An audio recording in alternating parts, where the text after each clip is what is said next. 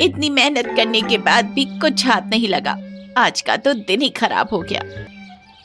चलो कोई बात नहीं, मछली नहीं मिली तो क्या, आज इस अंडे से ही काम चला लेती हूँ। लोमड़ी और सारस की दोस्ती। एक दिन मीनू लोमड़ी समुद्र की तरफ जा रही थी। आज कुछ भी उल्टा सीधा या बचा हुआ शिकार खाने का बिल्कुल भी मन नहीं है। आज तो एकदम ताजी फड़फड़ाती हुई गोल्डन फिश ही खाऊंगी। सोचते हुए वो समुद्र किनारे चली गई, लेकिन वो पानी में उतरकर शिकार नहीं कर सकती थी। तभी उसको नजर आया कि दो भालू उसकी मनपसंद गोल्डन फिश के ऊपर आपस में लड़ रहे हैं। ये मछली मेरी है। नहीं, मेरी है। पहले मैंने इसको देखा था। लेकिन उस पर झपटा मैंने मारा था। उन्होंने उस मछली को बीच में रख दिया और फिर से बहस करने लगे।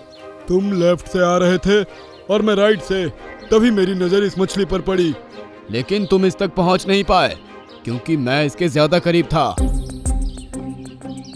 अभी वो दोनों बहस कर ही रहे थे कि मीनू ने मछली पर एक झपट्टा मारा और उसको मुंह में दबाकर भागने लगी। अरे रोको उसको! दोनों उसके पीछे भागने लगे। ये तुम्हारी वजह से हुआ। नहीं, तुम्हारी वजह से, वरना मैं अब तक उसको खा चुका होता। अरे ये दोनों तो मेरे पीछे ही पड़ गए, इनसे छुटकारा कैसे पाऊंगी। उसको सामने गुफा का मुंह नजर आया, जो इतना छोटा था कि उसके अंदर सिर्फ वही जा सकती थी। लेकिन गुफा थोड़ी ऊंचाई पर थी। वो गुफा के अंदर जाने के लिए ऊपर चढ़ने लगी, लेकिन उस गुफा के मुंह पर पहुंचने से पहले ही उसके मुंह से मछली छूट गई और जमीन पर लुढ़कती हुई दोनों भालुओं के पास पहुंच गई। मीनू डर के मारे उस गुफा के अंदर चली गई। ये मेरी है। ऐसा कहते हुए एक भालू ने उसको अपने मुंह में डाल लिया और दूसरा भालू उससे लड़ने लगा। इस तरफ मीनू गुफा के अंदर बैठी खुद को कोस रही थी। इतनी मेहनत करने के बाद भी कुछ हाथ नहीं लगा। आज का तो दिन ही खराब हो गया। तभी उसकी नजर गुफा के अंदर रखे एक अंडे पर पड़ी, जो काफी बड़ा था। चलो कोई बात नहीं, मछली नहीं मिली तो क्या, आज इस अंडे से ही काम चला लेती हूँ। कहकर उसने अंडा उठाया और अपने मुंह के अंदर रख लिया। लेकिन तभी उसके हलक में गुदगुदी सी हुई और उसने अंडा वापस उगल दिया। अंडा जमीन पर गिरते ही टूट गया और उसके अंदर से एक चिड़िया का बच्चा निकला। अरे ये बच्चा तो दिखने में सारस जैसा लगता है। इसको जिंदा ही छोड़ देती हूँ, वरना इसकी माँ परेशान होगी। ये सोचकर वो वहाँ से निकल गई, लेकिन छोटा बच्चा खुद को अकेला पाकर उसी के पीछे गुफा से बाहर निकल आया। अरे तुम मेरे पीछे क्यों आ रहे हो? सुनकर उसने कोई जवाब नहीं दिया। मीनू समझ गई कि वो अभी बातों को समझने और बोलने लायक नहीं है। इसने आँख खुलते ही सबसे पहले मुझे देखा है। इसका मतलब ये मुझे ही अपनी माँ समझ रहा है। मीनू समझ गई कि अब ये बच्चा उसके साथ ही रहेगा और उसने भी उसको अपने पीछे आने से नहीं रोका। वो उसके साथ साथ ही रहने लगा। कुछ दिनों में बच्चा बोलना सीख गया, तो मीनू ने उसका नाम रॉकी रख दिया। एक दिन रॉकी मीनू के साथ टहल रहा था।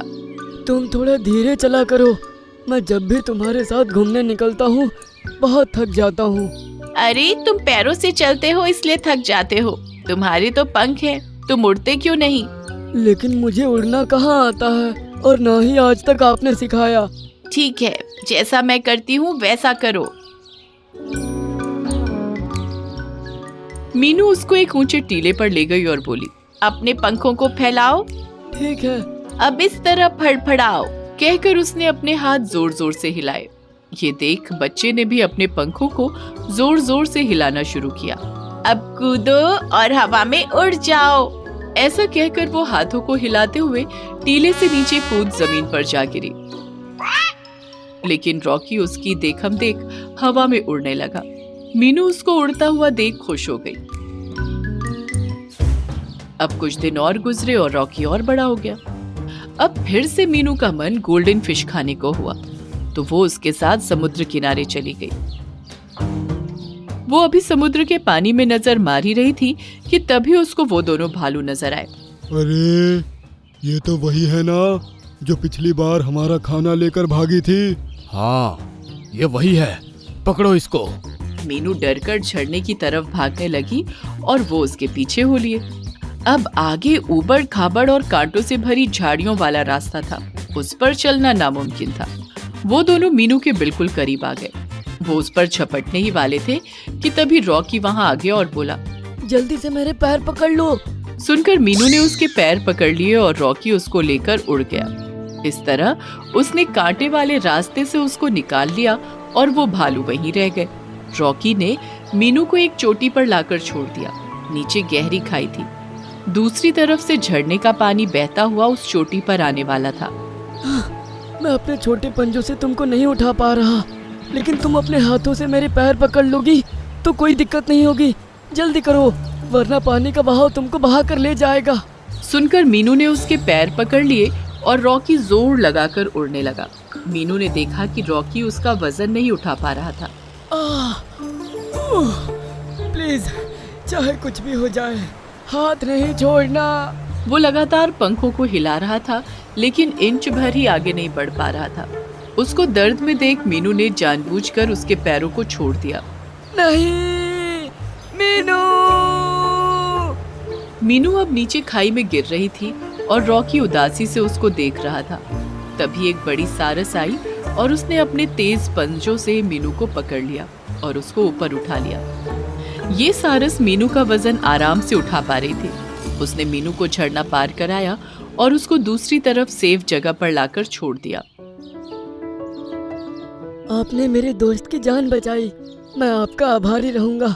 बेटा, मैं तुम्हारी माँ हूँ। तुमको बहुत दिनों से ढूंढ रही थी, अब जाकर ये तलाश पूरी हुई। क्या सच में आप मेरी मम्मी हो? हाँ। सुनकर वो खुशी से मम्मी के गले लग गया। तुमने मेरे बेटे को हिफाजत से रखा, इसके लिए मैं तुम्हारी आभारी रहूंगी। मैं तुमको एक साथ देखकर बहुत खुश हूँ और मुझे खुशी होगी कि अब तुम अपनी मम्मी के साथ अपने परिवार में रहोगे।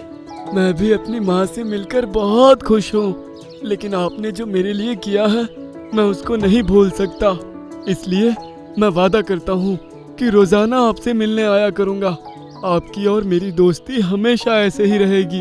हाँ, क्यों नहीं, मैं भी रोजाना तुम्हारे आने का इंतजार किया करूंगी। मैं तुमको एक इनाम देना चाहूंगी। इतना कहकर मम्मी सारस ने समुद्र के पानी में एक गोता लगाया और अपने मुंह में गोल्डन फिश दबाकर वापस आई। ये लो, तुम्हारी मनपसंद। सुनकर मीनू खुशी से गोल्डन फिश खाने लगी। इसके बाद रॉकी अपनी मम्मी के साथ आसमान में उड़ गया। मीनू उन दोनों को जाते हुए देखकर हाथ हिलाकर टाटा कर रही थी। उसको इस बात की खुशी थी कि परिवार मिलने के बाद भी रॉकी रोजाना उससे मिलने आया करेगा और उनकी दोस्ती हमेशा बनी रहेगी। सही कहा मेरे दोस्त। अब तो बस अपनी आंखों में एक बूंद इस पेड़ के पत्तों को निचोड़कर टपकानी है। इसके बाद हमारी आंखें इतनी तेज हो जाएगी कि शेर और लोमड़ी हमें दूर से आते हुए भी नजर आ जाया करेंगे। एक जंगल में शेरू नाम का एक शेर रहा करता था। अपने शिकार को फांसने के लिए उसने एक लोमड़ी को सेविका के रूप में रखा हुआ था। लोमड़ी हमेशा जानवरों पर नजर रखती और उनको अकेला पाकर शेर को खबर कर देती थी। फिर शेर मौका देखकर जानवरों का शिकार करता और थोड़ा बहुत उसमें से बचाकर लोमड़ी के लिए छोड़ देता। एक दिन हाथी, हिरन, बंदर और भालू ने एक जगह मिलकर इस समस्या पर चर्चा की। बंदर पेड़ पर बैठकर लोमड़ी के आने का पहरा देने लगा। जब से ये लोमड़ी शेर के साथ मिली है, हमारा जीना मुश्किल हो गया है। दबे पांव आती है और फिर किसी भी जानवर को अकेला देखकर शेर को जाकर बता देती है।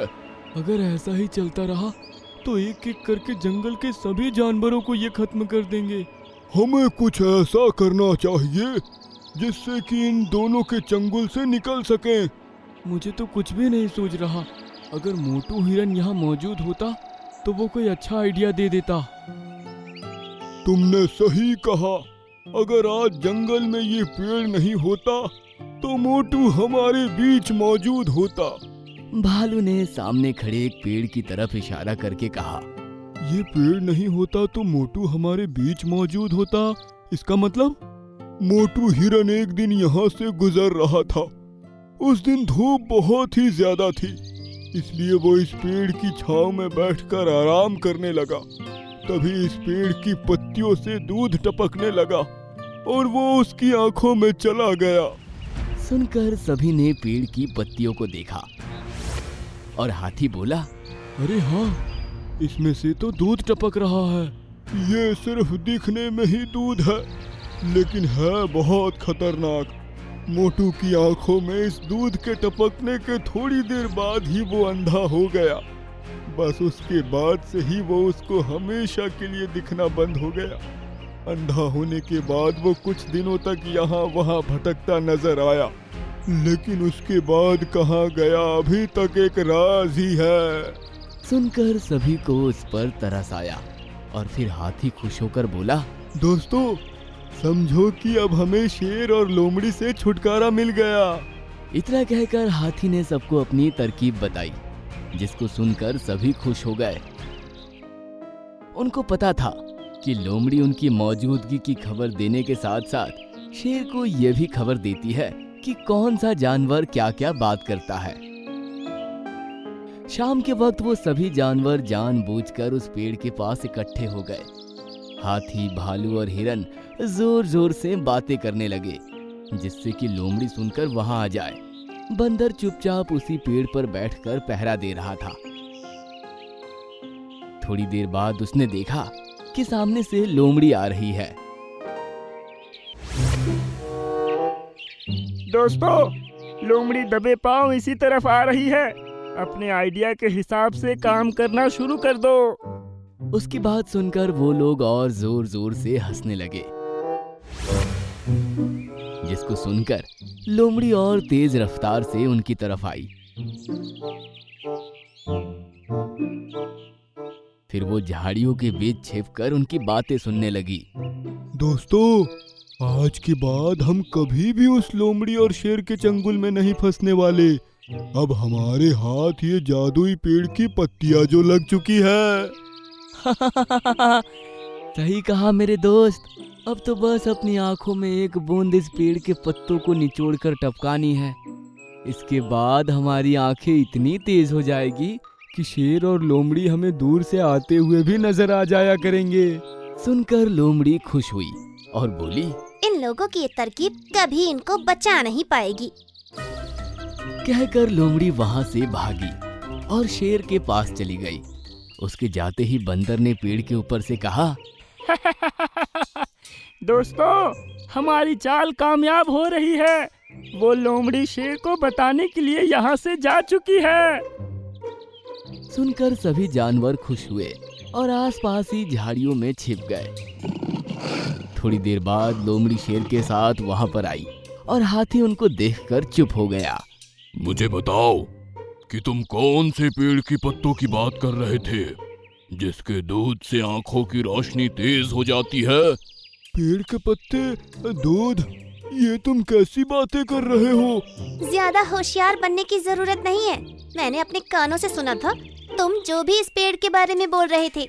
ये सुनकर हाथी ने कहा, अब तुमने सुन ही लिया है तो बता देता हूँ। ये जो पेड़ है ना, इसकी पत्तियों से ऐसा दूध निकलता है जिसको आंखों में डाला जाए तो आंखों की रोशनी बहुत तेज हो जाती है। अभी तक जितने भी जानवरों ने इसके दूध को अपनी आंखों में डाला है, वो आप दोनों को दूर से ही देखकर भाग जाते हैं। तभी तो मैं यहाँ अकेला खड़ा हूँ। अब तुम लोगों की ये चाल नहीं चलने वाली। मैं भी इसके दूध को अपनी आंखों में डालूंगा। लेकिन शेरू, तुम इसको अपनी आंखों में कैसे डालोगे? इसकी डाल कितनी ऊंची है और तुम उस तक कैसे पहुंचोगे? मैं जंगल का राजा हूँ, समझे? कहकर शेर पेड़ पर बैठे हुए बंदर से बोला, बंदर, जिस पेड़ पर तुम बैठे हो, इसकी एक टहनी तोड़कर नीचे फेंको। सुनकर बंदर ने सिर हिलाया और एक टहनी तोड़कर नीचे फेंक दिया। हाथी, अब इसको आंखों में कैसे लगाना है, ये काम तुम करोगे। तुम बस अपनी दोनों आंखें खोलो, मैं इसके पत्तों को अच्छे से निचोड़कर उसमें से दूध निकालता हूँ। सुनकर शेर ने कहा, जल्दी करो। सुनकर हाथी बंदर की तरफ देखकर मुस्कुराया और फिर उसने जमीन पर पड़ी टहनी अपनी सूंड में उठाई। उसमें काफी सारी पत्तियां लगी थी। हाथी ने शेर की आंखों के ऊपर उसको ले जाकर अपनी सूंड से ऐसे निचोड़ा कि एक मोटी बूंद शेर की आंखों में टपक पड़ी। फिर उसने देर ना करते हुए दूसरी आंखों में भी उसकी एक और बूंद टपका दी। महाराज, कैसा महसूस हो रहा है? बहुत ही अच्छा, ठंडा ठंडा। शेर ने कुछ देर आंखें नहीं खोली और उसकी ठंडक का मजा लेता रहा। फिर अचानक से उसकी आंखों में जलन होने लगी और वो चीख मार कर दहाड़ने लगा। ये क्या है? बहुत तेज जलन हो रही है और मैं कुछ देख भी नहीं पा रहा। अब सारे जानवर जो छिपे हुए थे वे बाहर निकल आए। शेर ने आंखें तो खोल ली थी, लेकिन अब वो अंधा हो चुका था। वो इधर उधर टकरे मारता और फिर गिर जाता, फिर खड़ा होकर चिल्लाता। ये सब देखकर जानवरों को बड़ा मजा आ रहा था। ये सब क्या है? इनको कुछ नजर क्यों नहीं आ रहा? ये सब हमारी चाल थी, तुम दोनों से छुटकारा पाने के लिए। अब ये कभी देख नहीं पाएगा और तुम कभी हमारी चुगली भी नहीं कर पाओगी। कहकर हाथी ने लोमड़ी की गर्दन अपनी सूंड में दबा ली और फिर बंदर ने लोमड़ी की आंखों में भी वही दूध टपका दिया। अब वो दोनों अंधे हो चुके थे, तो सब जानवरों ने उन दोनों को उनके हाल पर छोड़ दिया। तब हाथी बोला, क्यों दोस्तों, अक्ल बड़ी या शेर? सुनकर सभी जानवर जोर जोर से हंसने लगे और खुशी मनाने लगे।